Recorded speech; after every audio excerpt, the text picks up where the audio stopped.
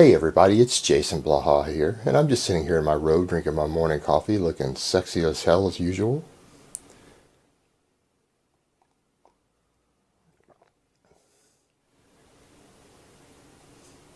And for those of you who say I don't look sexy as hell when I do these videos in my robe, nobody cares what you think. I didn't ask you shit.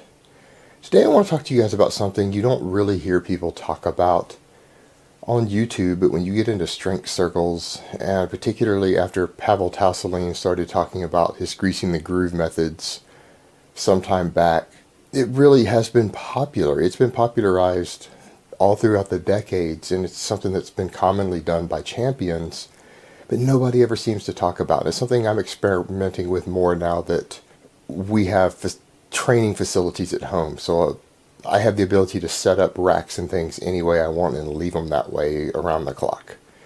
And that is basically Pavel Tausolin's idea of greasing the groove for a lift. And Pavel came up with this idea to try to teach people that he could get just about anyone who wasn't overweight to do 20 chin-ups in a set, that he could train them to do so by having them do chin-ups all the time. Set up a chin-up bar at home, set one up at work if they have the ability to do so, and just every time they pass under the bar, crank out a few chin-ups.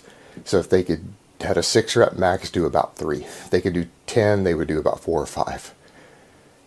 So keeping them away from failure, but just doing them all the time. You might do chin-ups 3, 4, 5, 6 times a day, 7 days a week. So you do this every single day.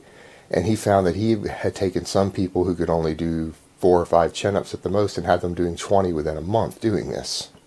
And the way this works is that it has to do with just stimulating neural pathways over and over and over, and also keeping muscle protein synthesis elevated in all the target movers that you're using, because you're continually training these muscles, but they're adapting because you're not taking anything to failure. It's sub-maximum weight, sub-maximum loads, and you're just training the nervous system effectively to do the lift all the time. So you can get additional hypertrophy, but you're also going to train the motor learning for that lift over and over. And again, if you can get stronger in a lift, you can obviously use it to develop more hypertrophy easier. And in the past, people have done stuff like this. Some of the greats like John Grumek and others decades ago did stuff like this with overhead pressing. You could do it with glute ham raises if your hamstrings are a weakness for either your physique or for your lifts. And for me right now, I'm messing with this personally on the overhead press. So I come in, and after my normal training in the morning, I'll come back later in the day, leave the overhead press set up, and crank out 2 or 3 more sets at different points in the day, but they're a couple reps short of failure. So with whatever weights I happen to be working with at that point in my periodization, I just come in and do more sets. Because for me, I feel that my delts and my overhead pressing are weakness in my bench press. And I could stand to have wider delts anyways. Now obviously this sort of thing would be a waste on single joint movements like a curl or a tricep extension, simply because there isn't the same degree of motor learning that there is with a multi-joint movement.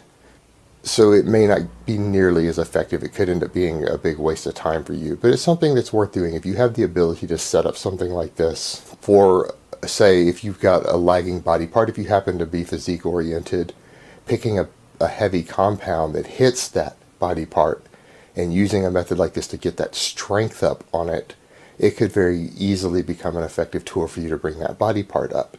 If it's a lift that you need to bring up for performance reasons, it's going to work even better for that. So it's something worth considering. It's been proven in the past to work.